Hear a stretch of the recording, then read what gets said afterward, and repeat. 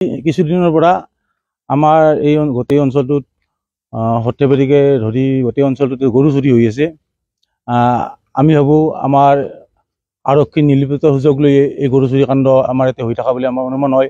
আৰু যিবিলাক আমাৰ এই অঞ্চলত ইটাৰ ভাটা আছে, ইটাৰ ভাটাৰ শ্ৰমিকবিলাকো এই ক্ষেত্ৰত জড়িত থকা বুলি আমাৰ অনুমান হয়। আৰু যোৱাকালি আমাৰ প্ৰমাণ হৈ গৈছে যে এটা ইটাৰ ভাটাৰ আজি প্ৰমাণ হৈ গৈছে যে এটা ইটাৰ ভাটাৰ কৰ্মচাৰী এই গৰু চুৰ কৰি থকাতে হাতেলতে ধৰাত পৰিছে।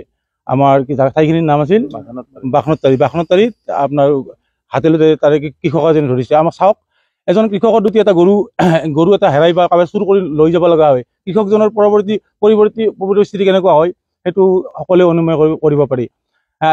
আমি দেখিছোঁ এনেকুৱা গৰু চুৰৰ উপদ্ৰৱ বাঢ়িছে, লাহে লাহে যোৱা ৰাতি আমাৰ সৰ্থেবাৰী মাজমজিয়াতো গৰু চুৰ হৈছে। গতিকে আমি ভাবোঁ আৰক্ষী প্ৰশাসনে এই ক্ষেত্ৰত যি নীৰৱ ভূমিকা লৈ আছে তাৰ পৰা ওলাই আহি এটা সক্ৰিয় ভূমিকা ল'ব লাগে।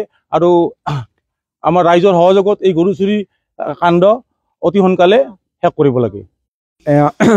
এতিয়া আজি মই গৰু চুৰটো ধৰিলোঁ। মই দৰৱ দিয়া অৱস্থাত মানে গৰুটো খুলি লৈ গৈছিল, তেতিয়া মই ধৰিলোঁ তেখেতক। ধৰি পেলাই মানুহজনক আনি পেলাই মই মানে চমজাই দিছোঁ থানাত।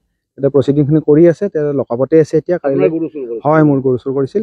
এতিয়া কথা অলপ মই নহয়, এতিয়া সমগ্ৰ অঞ্চলটোত আমাৰ কালাতুলিৰ পৰা আৰম্ভ কৰি সৰ্থেবাৰী কাৰাকুচি সকলো য'ত এদিনৰ পিছত সদায় প্ৰতিটো দিনে এটা দুটা গৰু চুৰি কৰি লৈ গৈ আছে।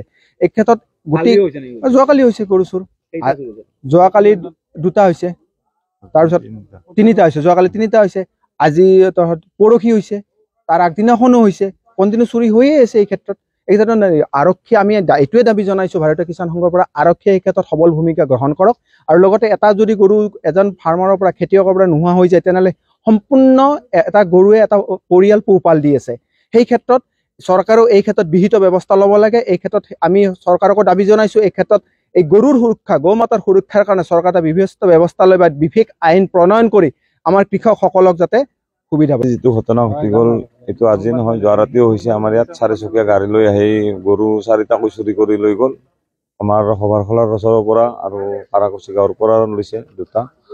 এই ক্ষেত্ৰত আৰক্ষীয়েও আমাক সহায় নকৰা নহয়, কৰিছে, কিন্তু যিমানখিনি কৰিব লাগে সেইটো হোৱা নাই।